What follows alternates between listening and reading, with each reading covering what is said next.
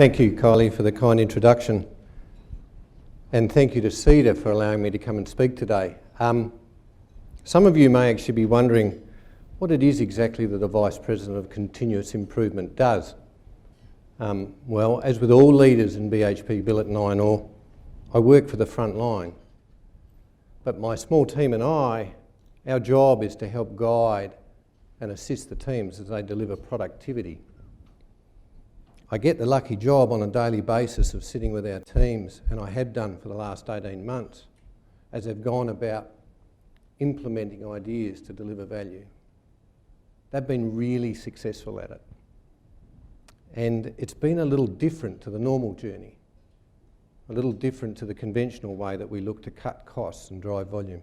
So I want to share with you today some of those insights. Back in 2004, as a business, we were delivering nearly 90 million tonnes of iron ore into the market for revenues of around $1.6 billion US.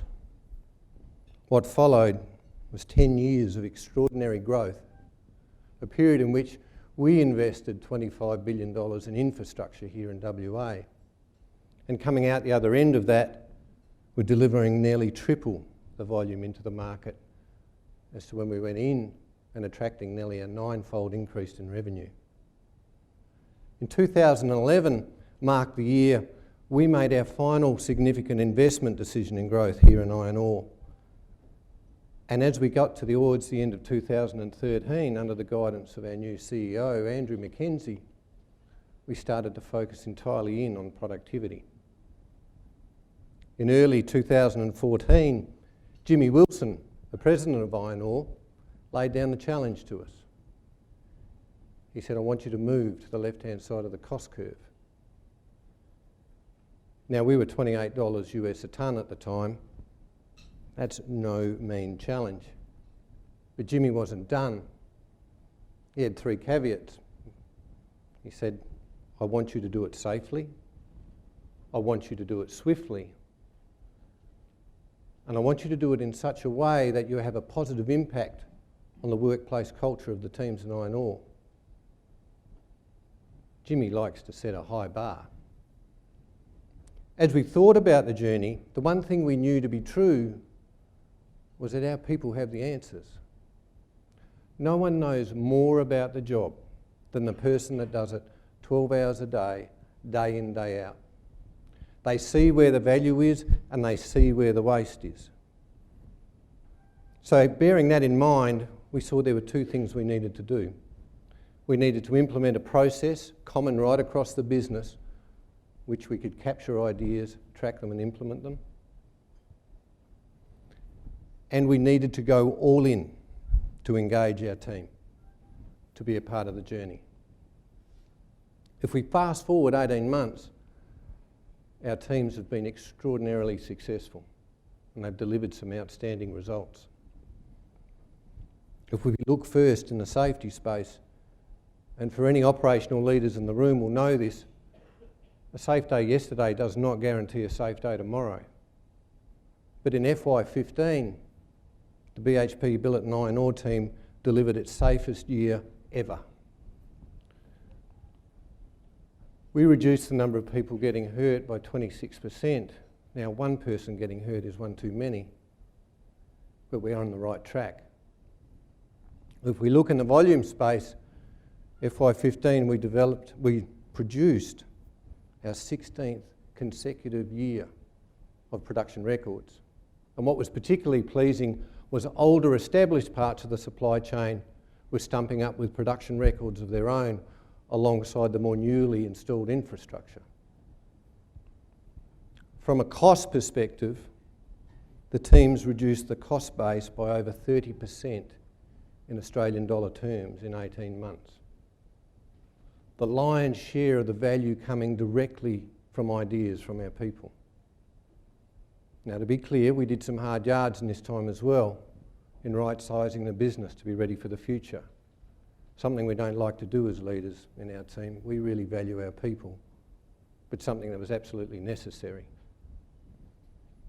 So if you sum that all up, on an annualised basis, in terms of value delivered to the bottom line, EBIT.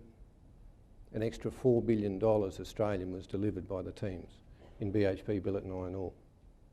Now, to be clear, I didn't add a cent, but I sat on the front row day in, day out while our teams delivered, and it was great to watch. Probably the thing that was as equally pleasing for me on this journey, on top of the delivery of the results, was this. Every 6 months we measured the culture of our workplace, an in-depth survey right across the business.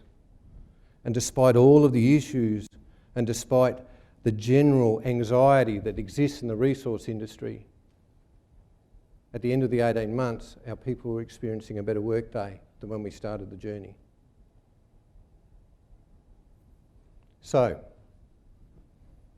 what did we learn going through that journey? One thing we know for sure is our people have the answers. But on top of that, there was a couple of things that we worked upon that added real value. The why. We spent a lot of time up front talking to our people about why we were undertaking this journey, bearing in mind the iron ore price was above $100 US when we started. We talked about the fact that the price of iron ore was going to come down quickly.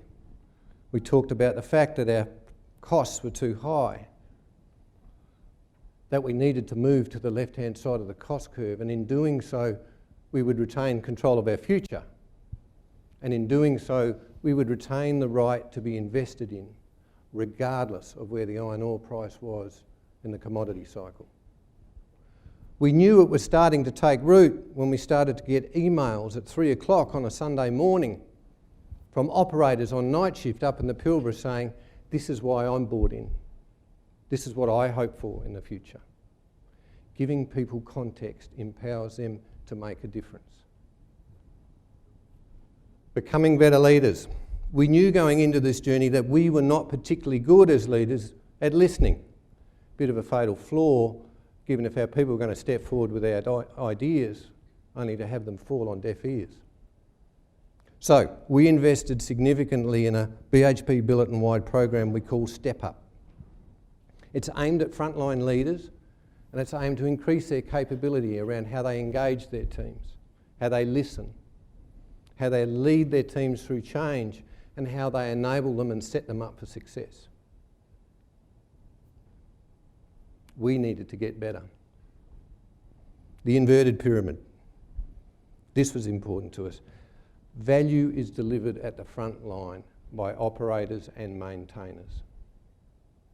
The rest of us work for them. And the way we see it in iron ore, we call it the inverted pyramid. Jimmy Wilson is at the bottom, our frontline teams are at the top, and the rest of us are in between. Now, when the leader of a multi-billion-dollar business goes out into the field, which Jimmy does quite often, and he talks to a team of fitters and says, I work for you, and he means it, and he follows through with it, it sends a powerful signal into the business about where the value is, where the focus is, and who it is that we work for. This was an interesting one. Early on, we learnt that our people had a fear of falling short of a target. That's our fault as leaders. We needed to rectify that. So we started to talk to them about, we wanted them to aim for the stars. And if they hit the moon, great.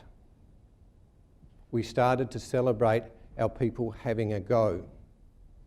If you have a fear of falling short, you set safe targets.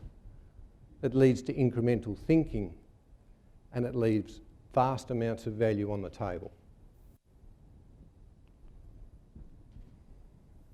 The process we implemented, not particularly unique, but it had 3 characteristics to us that was useful for us.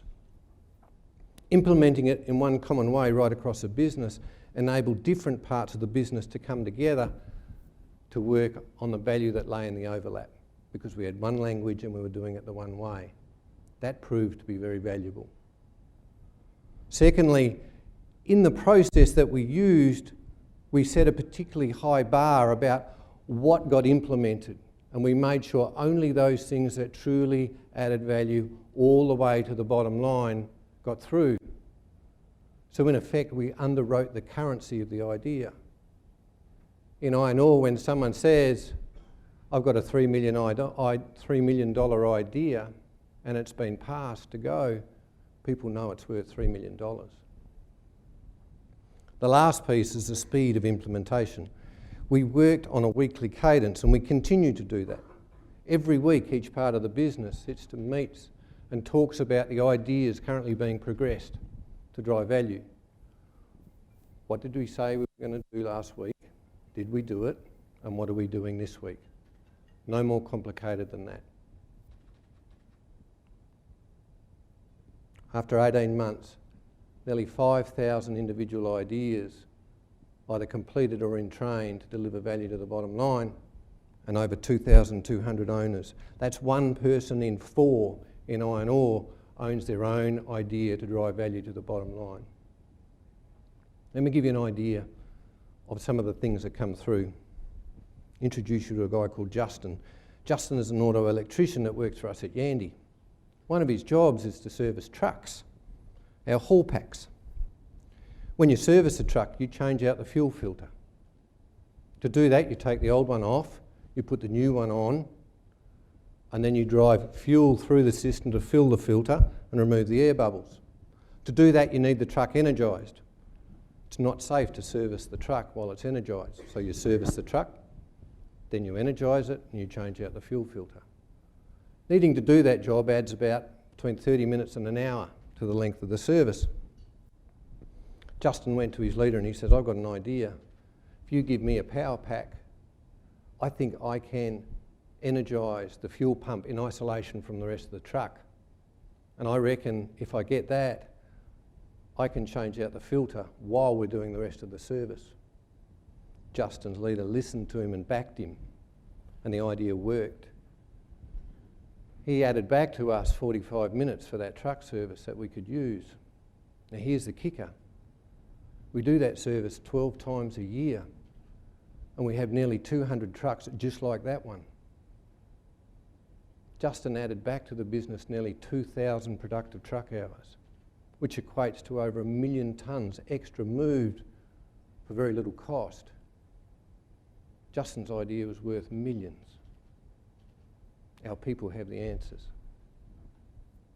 So if we think about the future, and we're currently in a state in iron ore where supply overshadows demand, we will leave it for others to judge where we may be on the cost curve at any one particular point in time, but we've only just scratched the surface. We have 18 months of ideas just like Justin's in train to be implemented yet. And from our surveys with our people, they tell us we're yet to engage all of the front line. There are more Justins and Justines out there with ideas that are yet to bring them to the table. And then if you look further afield, and what more can world-class manufacturers teach us about productivity and how the manufacturing mindset applies to the resource industry, there's another tranche of value as well. The one thing we know, our people have the answers and they're just starting to find their stride. There's significantly more upside yet to come. Thank you.